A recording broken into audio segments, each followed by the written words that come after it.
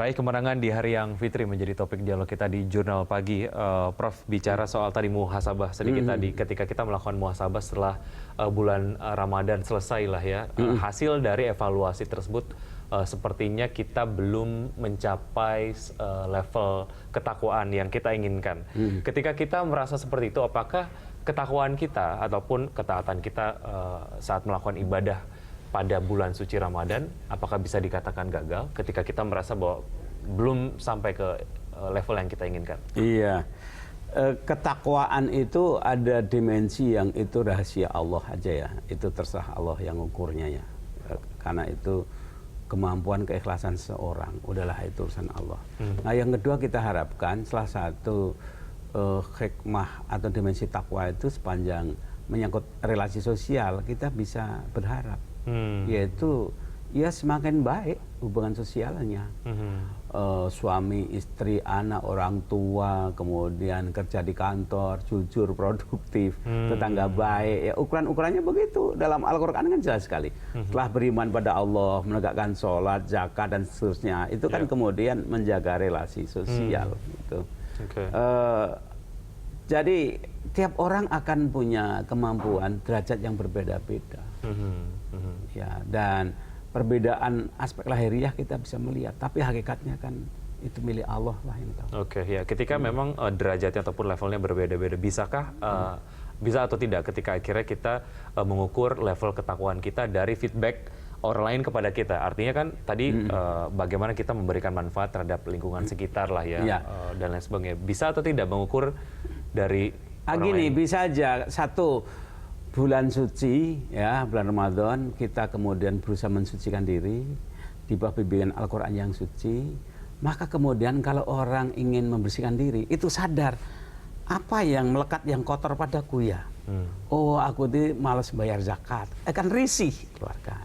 Aduh, saya selama ini kok warga negara yang nggak baik, saya itu tidak bayar pajak. Maka setelah puasa dia bayar pajak. Terus ini mobilku, rumahku ini kok banyak hasil korupsi ya. Aduh, ini mesti saya bersihkan. Jadi itu bagi saya ukuran-ukuran apakah orang itu sampai derajat seberapa mensucikan diri. Karena bulan puasa itu kan bulan penyucian.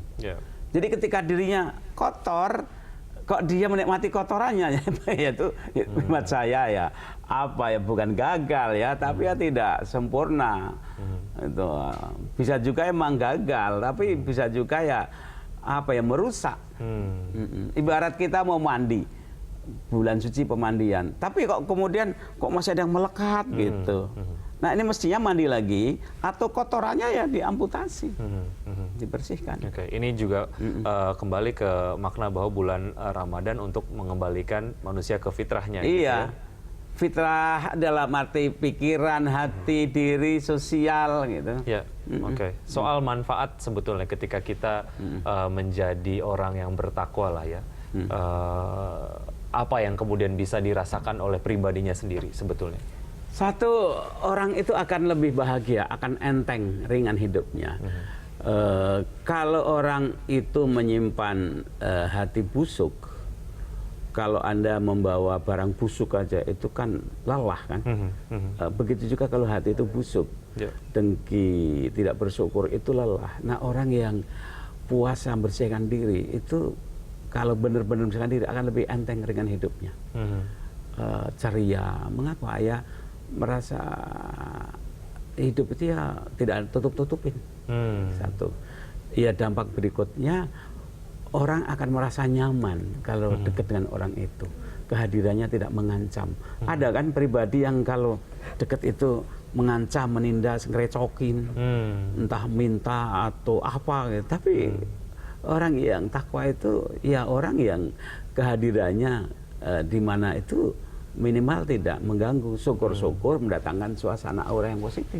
Ya, takwa dan terapi hati ini menjadi satu hal yang menarik ketika kita kemudian merasa hati kita tidak tenang dan kemudian kita mencari seorang yang kita dapat berkonsultasi. Sebetulnya rasa tenang itu bisa diperoleh dari diri kita sendiri ya sebetulnya. Konsultasi itu perlu kok gitu, tapi persoalannya apakah nasihat-nasihat dari konsultan dilaksanakan atau tidak?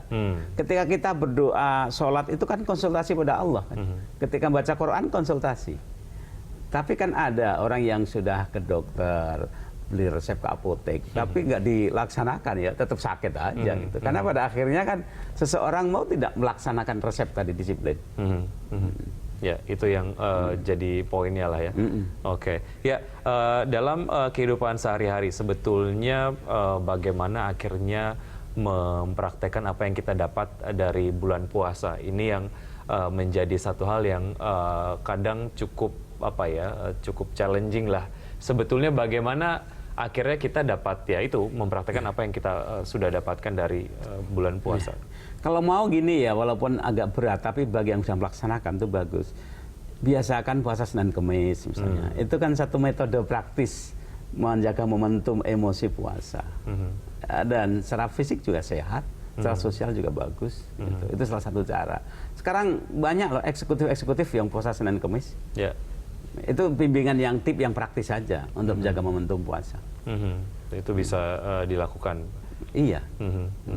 Ya, oke. Terkait dengan Lebaran sendiri ataupun Idul Fitri lah ya, ada satu tradisi yang tentu saja kita suka lakukan, bersilaturahmi dan lain sebagainya. Bagaimana ini juga bisa dijadikan satu ukuran bahwa kita sudah berlaku baik atau tidak kepada lingkungan sosial kita gitu.